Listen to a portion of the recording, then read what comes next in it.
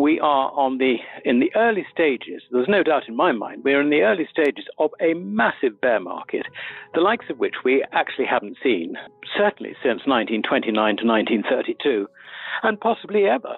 So from that point of view, I can understand people saying, where do I put my money? Now, the way I would look at it quite simply is, at the moment, those people are totally committed to the fiat money system. If we are looking at the collapse of the fiat money system, which in an effort to support the banking system becomes a dead certainty, this is the John Law theory, which I've been talking about on your show for over a year now, then under those circumstances, you really need to hedge yourself out of the fiat currency system. And there is only one thing to do, and that is to go for real money. What is legally money, and this is a point that everybody misses, legally money is only one thing, and that is metallic money in the form of gold and silver.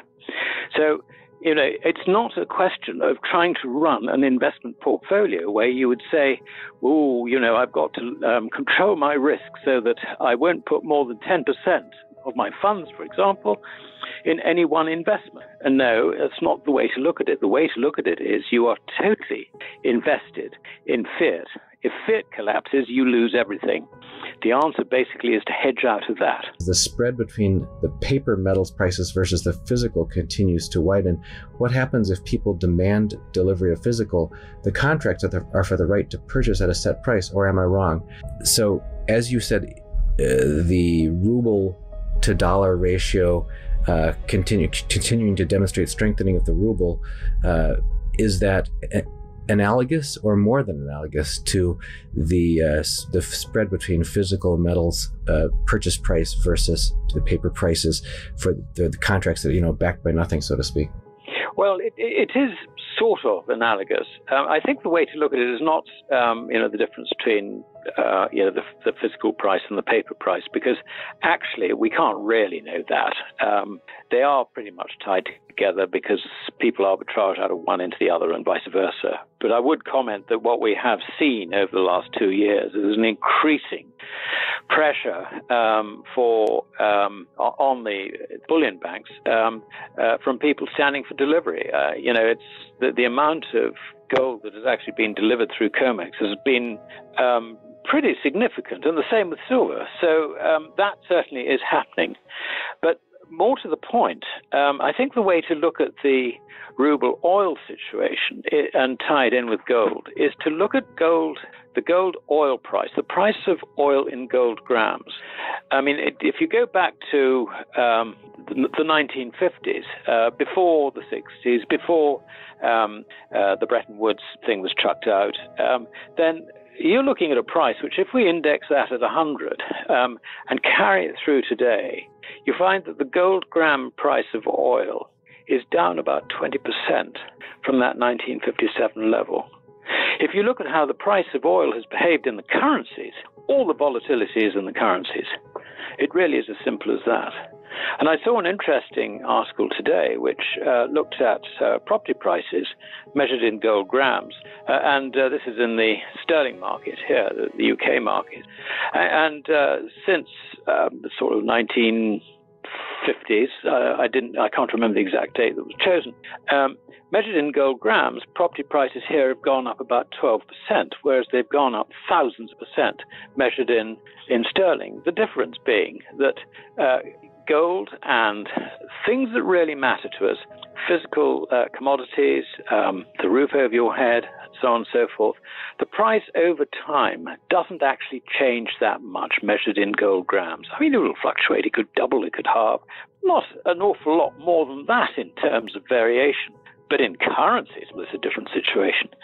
And I think that it's the realization that this is the case which is behind current Russian policy about trying to find a new way of divorcing the ruble from Western central banking system, which, as far as the Russians are concerned, they can see is in a state of collapse. The Chinese can see it as well, but they are less certain how to respond to this. I've always maintained that The nuclear option, financially, is for Russia and China to turn around and say, right, we're going to put our currencies on a gold standard, a proper gold coin exchange standard, something that will really stick, and declare their true reserves. If they did that, then I think that that would be a nuclear effect, Before a financial we continue, nuclear effect help us on clicking Western the currencies, YouTube like button and where subscribe some now to our currencies channel. have a degree This of gold shows the backing, algorithm but that you the value central this banks information. certainly don't And it offer helps us spread a coin that message. exchange standard. Sharing and is not caring. only that, but it calls into question And now, the let's American continue. situation. I have really have bad news for you. 8,133 If you're tons? not rich by Question now, mark? you're screwed. Where is the proof? And if you're in debt, you're even double screwed. How so, you might wonder? Well, the sad truth is that you're working your whole life to make someone else rich. The mega corporations, the banks, the politicians, everyone is getting richer. They get your money. And what is even worse, they get your time, they get your life. You are not even in a rat race, you're in a financial prison. But what could a solution for you look like? Honestly, I don't know, but I know what a solution for me would look like. It's very simple. I use whatever money I have and I multiply it with 1,000. This could make my life much easier and probably yours as well. If you have $1,000 available and multiply this with 1,000, I believe that this could solve some financial issue for the one or the other. Of course, if you're ugly, you would have to multiply it with much more than 1,000. My name is Markus Dahn, and this is what I decided to do. I decided to 1000x my money.